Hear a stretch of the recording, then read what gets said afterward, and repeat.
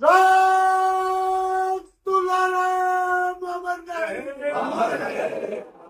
भी भाई साहब को उन्होंने बताया कि वो जमीन मैंने इनसे खरीदी थी। और मैं आपको बताता हूँ झगड़ा किस बात का हुआ। वो 21 तारीख को सुबह हमने वहाँ तार बाड़ करवाई। इससे पहले भी हमने सरपंच के पास कई बार कॉल कर ली, इसका समाधान करने के लिए उसको बुलाया कि हमने ये भी बोला कि भाई इस सारी जमीन एक तरफ करके इसकी प्लॉटिंग कर ले और पेमेंट आए उसका भी हिस्सा कर लेना। लेकिन उसने ये बोला कि मेरे गांव की जमीन है, मेरे गांव का रोब है, हम वहां नहीं देंगे, अगर तुम वहां बढ़ गए तो तुम्हें जान से मार देंगे। लेकिन 21 तारीख को सुबह हमने वहां तार बाड़ करवाई और जो कमरा था उसकी मरम्मत करवाई कि तो उसके बाद वहां सरपंच ने प्रशासन के पास फोन करके चौकी से हमें उठाने के लिए बोल दिया। तो प्रशासन आ गया, वहां सिर्फ 2-3 बंदे थे। उसके बाद प्रशासन हम 2 बंदों को ले आया और वो ला के बोला कि तुम्हारे पास कागज है तो हमें चेक करा दो। तो वहां प्रशासन सारे की वीडियो बना के लेके आ गया जो तार पाट की और कमरे का था वो। उसके बाद हमने बोला भी कि आप हमें यहाँ से लेके जाओगे तो पीछे से तार पाट तोड़ देंगे। बोले नहीं, उसकी जिम्मेदारी हमारी है। तो हमारे वहां आने के बाद हमें बोला कि ये कागज चेक कराओ। तो हमने कागज चेक कराने के लिए बोला तो फोन में नहीं, बोले अपने कॉपी मंगा के दो। तो मैंने सुनील से बोला कि जी ये फोन से नहीं मांग रहे, आप जहाँ भी हो ये कॉपी ला के दो। उससे पहले वहां कोई झगड़ा नहीं हुआ था। मैंने उनको एक कागज लेके आया तो वहां सरपंच ने फोन कर दिया कि भाई हम इस पार्टी को तो यहाँ उठा के लेके आए, वहां जाके वहां तोड़ फोड़ कर दो। तो वहां 15-20 आदमी आए और उसको तार बाड़ और फेंसिंग को वहां से पाड़ दिया और जो रूम था उसको भी बिल्कुल तोड़ दिया।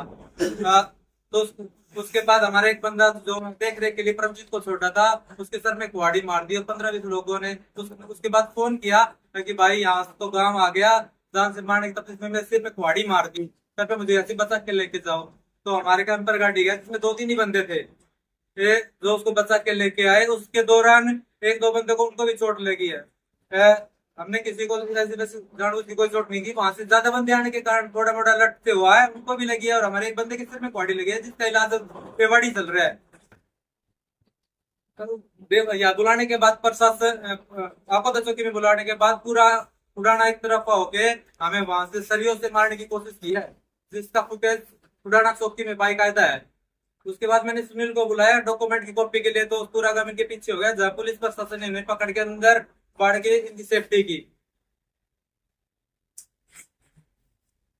और अब कल ये इस लड़ाई के चक्कर में महापंचायत करके हमारे 2-3 बंदों के ऊपर 302 लगाने की कोशिश कर रहे हैं। उसके बाद उन्होंने जो 2-4 गुज्जर और एक भाई का नाम लगाकर 307 लगाने की कोशिश कर रहे हैं, वो नाजायज है। इसलिए हम प्रशासन से और इस महापंचायत से यही रिक्वेस्ट करते हैं कि इस फैसले के एक तरफ न सुनकर दोनों पंचायतों की सुनकर जायज फैसला लिया जाए। अगर हम गलत हैं तो हमारे ऊपर केस लगे, अगर हम नहीं है तो सही जांच की जाए।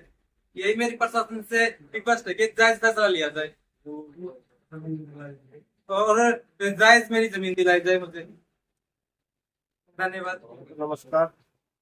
जो कल कल परसों ये कल पंचायत हुई है उसमें सभी के ऊपर दबाव बनाया गया है, तो उसमें उचित कार्रवाई बननी थी, प्रशासन करना चाह रहा था वो नहीं करने दिया।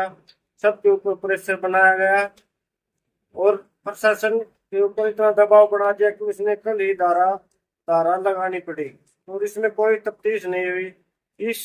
इसमें जो भी लड़ाई झगड़ा हुआ उसकी तफ्तीश करवाई जाए, 2 व्यक्ति है उनके खिलाफ मुकदमा दर्ज करवाया जाए।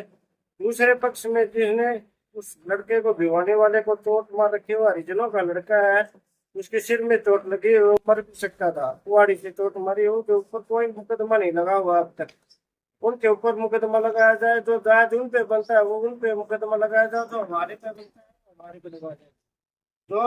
दो 4-5 लड़के वो कंपर लेके गए थे, उन्होंने कोई कंपर किसी में नहीं मारा। एक वकील से लिखवाई मन गढ़त बातें वहां लाठी डंडों से बीच बचाव करते हुए उस लड़के को निकाल के लाए। इस बीच बचाव के कारण वहां उनको चोटें लगी है, न कि वहां उन्होंने तार मार दिए थे। कब्जे कर मरम्मत करवा वो लड़ाई क्यों करेंगे? लड़ाई तो वो करने आए थे, वो वीडियो भी हमारे पास। और जो माँ बहनों की वो कह रहे हैं कपड़े पाड़ दिए, कोई ऐसा आदमी नहीं है जो माँ बहनों कपड़े पाड़ेंगे। सब काम धंधा करने वाले पैसे लगा के धंधा कर रहे हैं, कोई ऐसा नीच बालक नहीं है उनमें। और जो भी लड़ाई हुई है माँ बहनों, उनमें जो वीडियो है उसमें पत्थर और लकड़ी माँ बहनों के हाथे में है। उन आदमी शराब पिला रखी है, छोटा पिस्तौल ले रखा है, उनके खिलाफ कार्रवाई की जाए। जो जायज बढ़ती है वही कार्रवाई कीजिए। हम प्रशासन पर कोई दबाव नहीं डाल रहे, जो जायज बने वही कार्रवाई करें और सबकी सुने। और टीम गठित करे और उसके आधार पर कार्रवाई तय। हमारी यही है। और जो अमित का प्लाट है, इसके पैसे लग रहे हैं, इसकी जो गांव में जांच हो उसको उस जगह पर काबिज करवाया जाए। प्रशासन काबिज नहीं करवाएगा तो कौन करवाएगा? फिर लड़ाई मचेगी इस बात के ऊपर। ये जाएगा इसको मार देंगे, ये बीच बचाव करेगा, इस पर मुकदमा लग जाएगा, पैसे लग गए उसमें मुकदमा लेता रहेगा।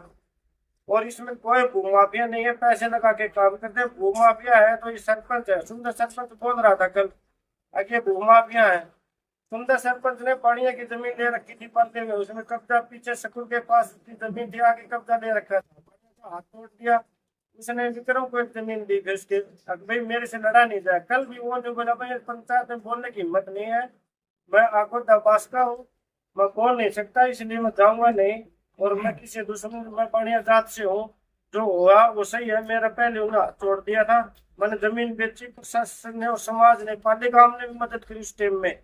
अगर भाई ये जायज है, तुमने बाड़िया के साथ गलत की है। और वो बदमाश तत्व है सुंदर सरपंच, ये गुट बना हुआ है।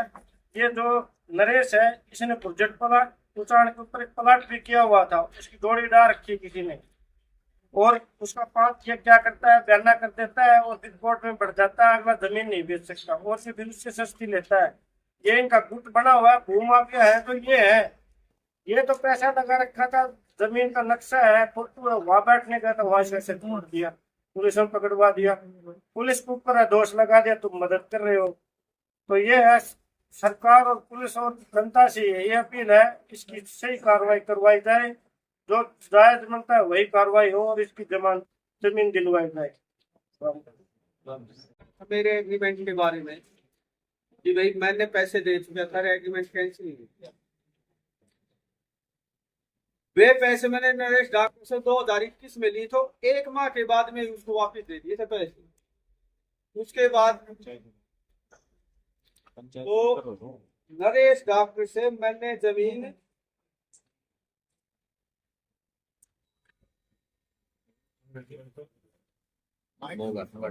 यदि अगर मैं उसके पैसे नहीं दे पाऊं, ये मैं मेरी बात प्रशासन तक और समाज तक भेजना चाह रहा हूं। मैंने 2021 में उससे पैसे लिए थे और 2021 में ही उसको पैसे वापस दे दिए थे। उसके बाद ये मैंने नरेश से फिर जमीन खरीदी है 28/6/2023 को। ये एग्रीमेंट है। पत्रकार जनाब सीआईडी वाले हो गए या गांव समाज महापंचायत देखे, मैं इसकी फोटोकॉपी दे दूंगा आपको। यदि अगर मैं उस एग्रीमेंट के उसको पैसे नहीं दे पाऊं, उसके बावजूद मैं उससे ही जमीन खरीदूंगा और वो जमीन दे देगा मेरे को। 2021 में मैंने उसको एग्रीमेंट लिख के दिया था, उससे पैसे दे दिए। ये तो मैंने 2023 में खरीदी है नरेश डॉक्टर से फिर, और आज भी रजिस्ट्री नहीं हुई है। 2,44,000 के नवीन अरोड़ा के पास स्टाम्प कटा के रख रखे हैं। ये विवाद हो गया ना, ये जमीन दे दी, उसके बाद ये रजिस्ट्री नहीं करा रहा वो मेरे 20 लाख रुपए इसमें, इस जमीन के बाबत 20 लाख रुपए एग्रीमेंट पे दे रखे हैं। ये मेरे छोटे भाई के नाम एग्रीमेंट है, 2 एकड़ खरीद रखी है। इसको भी कल रजिस्ट्री कराने के लिए बना कर गया।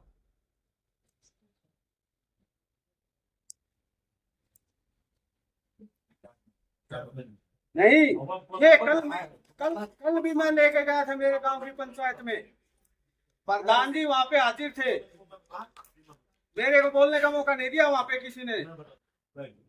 धन्यवाद।